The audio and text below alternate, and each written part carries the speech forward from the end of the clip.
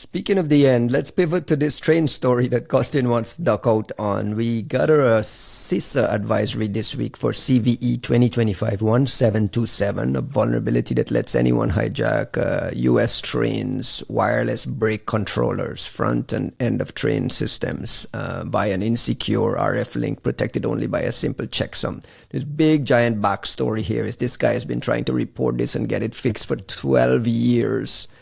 And finally, he convinces CISA that, listen, this thing is serious enough that at least we should do some disclosure. Why are you laughing, Juanito? We did it, guys. He fucking did it. 13 years. Like, well done, Neil Smith. Well, we fixed it. Wait, no, we haven't fixed it. We just put a number on it. If I can be the devil's advocate in this story, can I ask you guys, why is this important? Why do we care about the ability to mess with the train brakes? Are you kidding me? I'm not kidding. Let me be the devil's advocate. Tell us. I mean, so they say it's not remotely exploitable, but my understanding is that it's not internet remotely exploitable, but it is RF protocol remotely exploitable, right? So Let me read one of the very specific tweets. Let me read a specific tweet from the researcher who did a really interesting long tweet storm about the history of this thing. And he ends by saying, so how bad is this? You could remotely take over a train's brake controller from a very long distance away using hardware that costs about $500. You could induce brake failure leading to derailments, or you could shut down the entire national railway system. Sounds serious enough to me with the way he describes it. I'm putting it in the context of all these sabotage attacks and what we're starting to see in nation state taking control of these things. The fact that this guy had this thing reported for so many years. Someone at DEF CON a few years ago did another follow-on bit of research that kind of touched on the same thing. And it wasn't until now that the folks who are responsible for this protocol is taking any sort of thing. By the way, it's not fixed yet. So does that answer the question? I think I would take it further, Costin, because I would not have understood the significance of this quite so much if I hadn't also, at some point, I watched some John Oliver segment of the state of the railway system in the U.S. And it's worth watching, at least for people in the States, just to kind of understand the derelict and totally fucked up state of our railway system. But not only is it massively aging infrastructure, but it has been in some sort of self-regulating regulatory regime for some time, right? Where you basically have the big train companies setting their own rules and standards.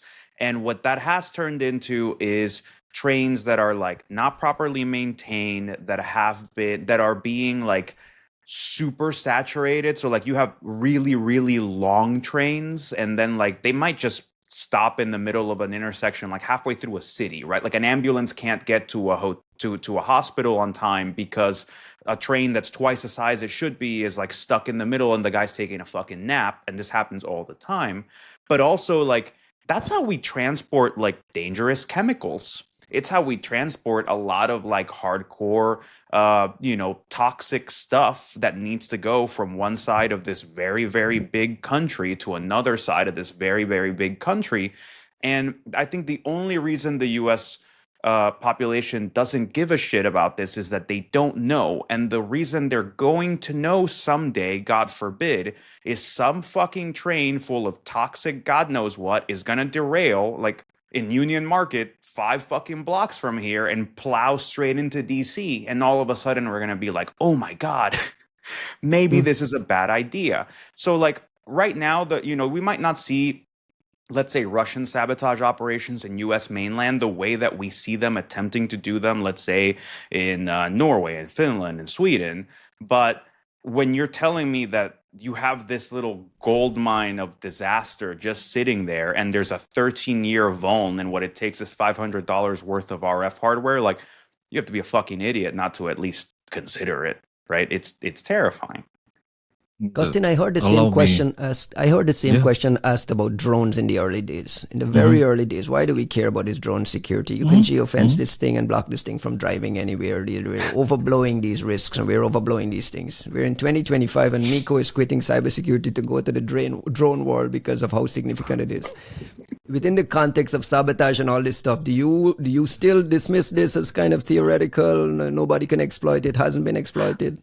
No, look, like I said, let me play the devil's advocate. I'm with you guys. I'm just like asking the uncomfortable questions, like one of them being, for instance, and again, this is not the story that I'm an expert in and I haven't thoroughly read, so maybe you guys can explain why simply like the head of the train sending a radio signal to the end of the train to do, let's say, some red line, green line, can actually cause an accident or, I don't know, some kind of derailment with the next train that doesn't think that the first train is moving. So in practice, we are not talking about effectively engaging the brakes, because what kind of insane engineer would make wireless brakes in this world? The brakes are not wireless, okay? Like they're wired brakes. So the worst that can happen, at least in my devil's advocate impression, and please correct me if I'm mistaken here, you can just signal some different lights to the end of the train, which can potentially cause some problems for the train which is coming after your train. Is this correct? I'm not sure that I can answer that effectively. Like, I'm definitely not the person who should be doing. That said, like, I don't know that I'm seeing that as not like a derailment problem, right? Like, if it means the train after you gets derailed, it's still a derailment problem. And I say this having I am the wrong kind of autistic for knowing trains, but like my understanding is that kind of that trains are a little more finicky and delicate in some ways than we might otherwise think about. Like the kind of things that have caused train derailments in the past are not that much more intricate than one part of it, like that you're going too fast and one part of it kind of fell out of track with like what the rest of the train was doing. But like, I welcome people to tell me otherwise. I don't know shit about trains. CVSS 7.2 according to the CISA advisory with a risk evaluation that says successful exploitation of this vulnerability could allow an attacker to send their own brake control commands to the end of train device, causing a sudden stoppage of the train, which may lead to a disruption of operations. Okay, so yeah, all right. Costin, to your point, I'm just reading word for word from the CISA advisory. I immediately assumed you were right, Costin. So that I was just rolling with that. Just asking. I'm not saying I'm right or wrong. I'm just asking questions because I cannot fathom the idea that someone who finished some kind of technical university, an engineer, would design wireless brakes. How stupid is that? Like, they're not wireless brakes. They're wireless brake controls. Wireless brake controls. Okay. Now, let's say, I don't know, man. Like, you know what image comes to mind is in the Flintstones when they were like just breaking their cars with their bare feet. Yes. That would be better. That would be better at this point. No, I think it's a fascinating story. It's a the idea that an engineer would never possibly do this. Like I don't know what the average age of the trains are, but like I remember, like I lived in Chicago for a while, and like that train system was like from the 50s. Right, like it's like nobody's running around updating train hardware. Like we hate public infrastructure in this country. We're lucky we have roads. Good news is the trains from the 50s don't have wireless radios. Someone put it in there, like man. The Bonanza era trains. Here's the thing: why is it surprising you that old ICS infrastructure has poorly designed things? Like this is just what the ICS network landscape looks like.